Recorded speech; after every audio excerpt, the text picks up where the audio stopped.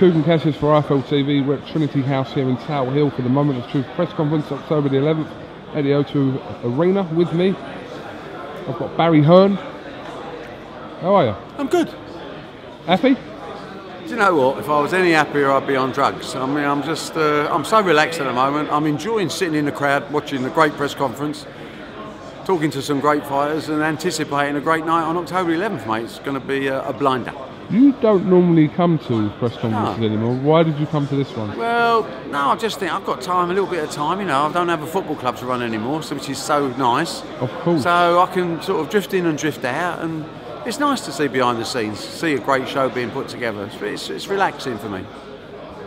Just going back to that, obviously today's transfer deadline day. Was you involved in any hectic? I'm so happy to tell you that I'm not involved in any antics. No, were you involved in any hectic No, last? I mean, we was always trying to sell people rather than buy them.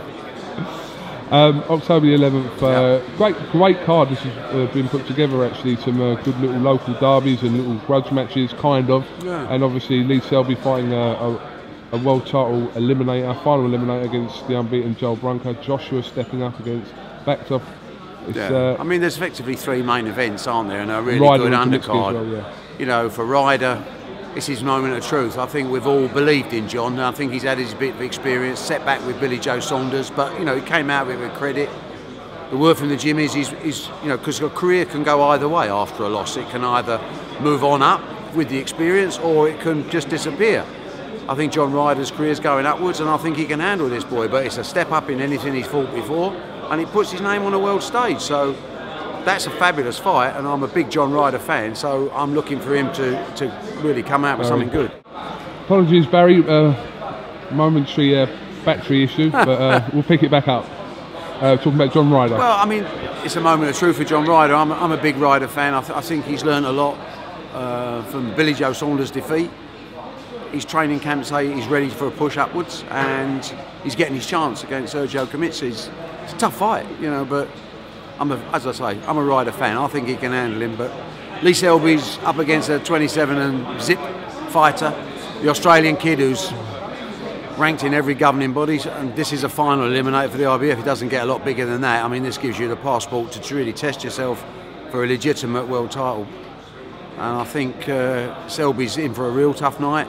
But I think he's got the armaments to do it, but you've got to find out. Fans want to see proper fights, so this is a proper fight.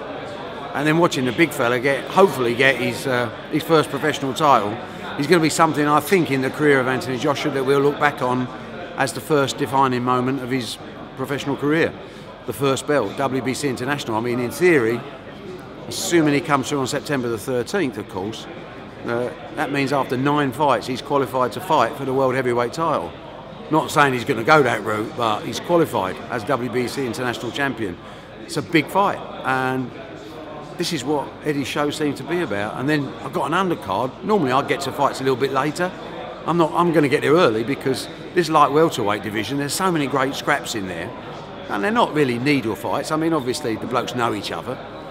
Some of them are mates, some of them are not mates, but there's effectively 2 years worth of fights in this room because they can all fight each other in big domestic fights. They all sell loads of tickets. They all pretty well all come forward fighters, you know. So it's going to be crowd pleasing stuff. It's going to be a good undercard. It's going to be a great night. I mean, I'm a fan. I can't wait to go. Absolutely. Have you recovered from the exploits of California? Oh, it's such a great night, you know. I mean, I think you saw by my reaction at the end, you know, it still gets me excited, and I think if I ever didn't feel like that, I wouldn't bother to go at all. You know, the fact that it means so much to Kell, to Eddie, to his camp, his dad, and I'm just pleased to be part of it. You know, when they said the words "and the new," you can't buy moments like that if you're a proper fight fan. And actually, although I was excited, I couldn't see any way that he didn't box Porter's ears off. I don't understand some of the comments of people. I suppose sometimes you can be led by television, but live, and I always tend to score the fight very conservatively because I don't want to disappoint myself. I had Brook by at least 6 rounds. At least 6 rounds. 6 rounds? At really, least Barry? 6 rounds. I couldn't see more than 2 clean shots in the entire fight landed by Porter. I saw a lot of aggression, come forward, swinging arms, hooking, I didn't see any shots land. I didn't see any shots that weren't blocked. I didn't see shots that weren't countered. I thought Porter was very one-dimensional. You know, he didn't have a plan B, and plan A clearly wasn't working. And if you look in the dressing room afterwards, Porter looked as if he'd been hit by a truck, and Brook had a little tiny nick over one eye. There wasn't a mark on him. So I don't know what, you know, listen, I respect everyone's opinion. I think they're entitled to their opinion. Of course, I'm entitled to mine as well, that follows. I had it as a shutout. I thought Brook boxed in not the most entertaining fight I've ever seen. I thought Brook boxed exactly to plan and kept his concentration for 12 rounds of boxing. I thought he boxed his ears off. And I'll tell you what, this kid's going to be tough to beat for anyone, because this boy's got a boxing brain. When you're undefeated, a lot of people will criticise you, oh, you have your fault. Do you know what? Just because you haven't had life and death fights, it doesn't mean to say you haven't got them in you. Brook is a spiteful, big welterweight with more ring savvy than I've seen from almost any other welterweight out there. This kid is going to be very, very tough to beat. It's a likely probability that on December the 6th, Kell Brook and Amir Khan will both fight in separate countries. Obviously, Kell in Sheffield and Amir over in America. But the fight we all want is... Well, I think it's a fight that's got to happen as well. I mean, it's commercial sense. It's if the country wants it, it's a big Wembley show. Obviously, I know Eddie's in conversations with the Amir Khan camp. It's a fight I want to see. Not that that really means anything, but as I get older, I do get the odd Christmas present. And my Christmas present will be for someone to tell me before December the 6th that if they both win, they're definitely fighting each other next fight. And I think that's a fight that has to be made. It's a big pay-per-view fight over here on Sky.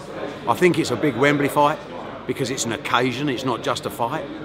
I think it's a fight that we all want to see. We've all got our own opinions of it. Amir Khan's a great fighter. Kell Brook's a great fighter. Kell's now got the world title. Amir's got a huge following. Let's just get it on. I mean, it makes sense for everybody. Absolutely. Have you been watching Celebrity Big Brother? I try not to because I don't like the programme, but the trouble is when you turn it on for a minute, you end up watching it for half an hour. And of course, I know what you're getting at, you know, Kellie Maloney. I wasn't even going to ask her. I wasn't even going to ask anything about them. But I mean, now you brought it up. Well, I can't really come to terms with it, Cash. I mean, I've known Frank for 30 years nearly, and it is bizarre, and I do feel ever so sorry for him if this has been going on in his head for so many years. It's just too unbelievable for me to even take on board. I mean, you know, I've known him for a long time. There's a little part of me that says I really want him to turn around and say, fooled you all, and he becomes the greatest actor of all time, but I don't think it's going to happen. I think he's got a serious problem, and I hope he comes to terms with it. All right, well, we can leave that one there, Barry. I think so. All right, well, Barry, listen, thanks for talking to IFL TV. You know, go and put your feet up when you get home. Spend my entire life doing exactly that, Cougs. Yeah. Peeling grapes and drinking champagne. Someone's got to do it. Someone's got to do it. And well done on the ALS Ice Bucket Challenge as well. Oh. Didn't even flinch. Didn't even flinch, and the greatest one was my wife did it yesterday. Really? I haven't heard her scream like that for years and years and years. We'll leave that one there as well. Thanks, mate. Cougan Cassius, Barry Hearn, IFL TV. Thank you very much. Thanks, boy.